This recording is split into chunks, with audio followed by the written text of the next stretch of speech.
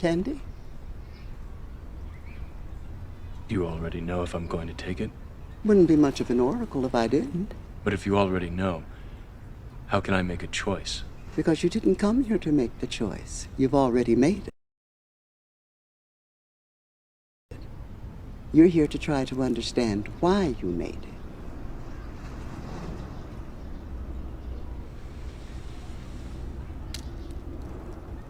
I thought you'd have figured that out by now.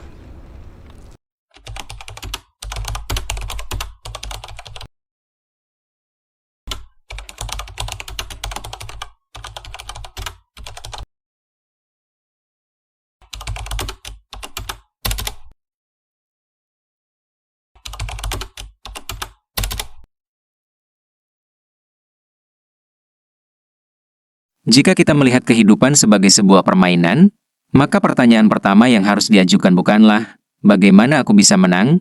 Melainkan, mengapa aku memilih langkah ini? Bayangkan hidup ini seperti sebuah ujian pilihan ganda. Semua jawabannya sudah tersedia di depan kita. Bukan hanya satu, melainkan seluruh spektrum kemungkinan yang telah ditulis dalam blueprint takdir. Kita tidak sedang menciptakan soal baru. Kita sedang memilih di antara soal yang sudah ada.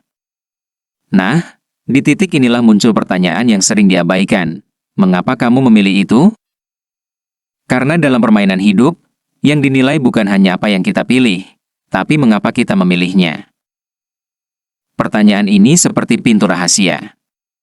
Begitu kamu membukanya, kamu sedang menguji akalmu.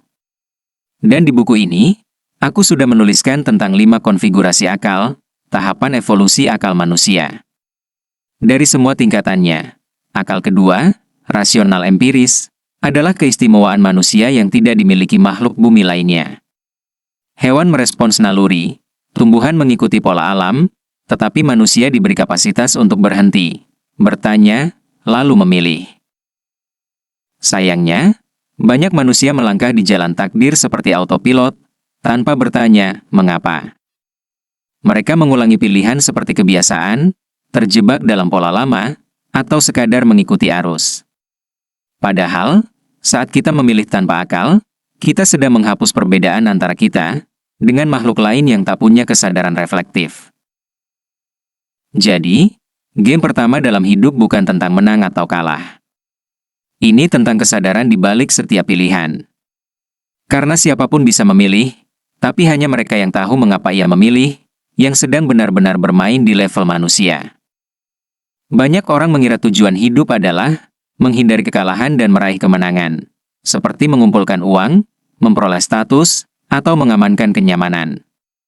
Namun, jika kita tarik garis refleksi yang lebih dalam, kita akan menemukan bahwa kemenangan sejati tidak diukur dari hasil akhir semata, melainkan dari kualitas kesadaran yang hadir di setiap pilihan yang kita ambil. 1. Takdir sebagai ujian pilihan ganda.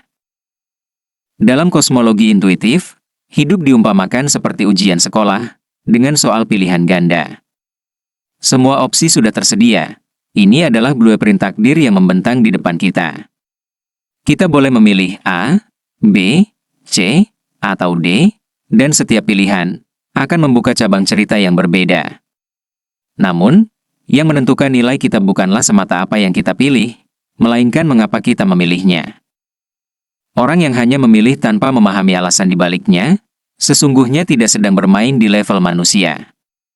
Ia bermain di level insting, seperti hewan yang memilih makanan karena lapar, atau tumbuhan yang mengarahkan daun ke cahaya, karena rangsangan biologis. 2. Akal sebagai alat navigasi. Di antara makhluk bumi, hanya manusia yang memiliki akal kedua, rasional empiris. Inilah kemampuan untuk menimbang, memprediksi, dan mengaitkan sebab akibat sebelum bertindak. Saat kita menggunakan akal ini untuk memilih, kita sedang menjalankan mandat kemanusiaan kita. Namun, bila kita melepas kendali akal, dan hanya bereaksi terhadap rangsangan, atau dorongan emosional, kita merosot kembali ke mekanisme hidup yang primitif. 3. Level bermain, dari otomatis ke kesadaran. Game pertama dalam hidup adalah game kesadaran. Di sini, pemenang bukanlah yang mendapat skor tertinggi di papan materi, tetapi yang berhasil menjaga kesadarannya tetap aktif dalam setiap pilihan. Mengapa? Karena kesadaran adalah mata uang tertinggi dalam permainan takdir. Materi, kekuasaan, dan popularitas hanyalah bonus yang sifatnya sementara. Namun kesadaran membentuk karakter abadi yang akan kita bawa ke babak permainan berikutnya, entah di dunia ini atau di dimensi selanjutnya. 4. Bahaya kehidupan otomatis. Ketika seseorang hidup tanpa menanyakan, "Why you choose it?"